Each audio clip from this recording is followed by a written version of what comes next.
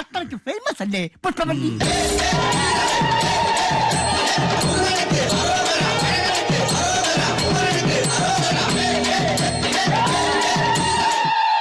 അമ്പലത്തിൽ ഉത്സവം വന്നാൽ പുഷ്പവല്ലി, പള്ളിയിൽ പെരുന്നാൾ വന്നാൽ പുഷ്പവല്ലി.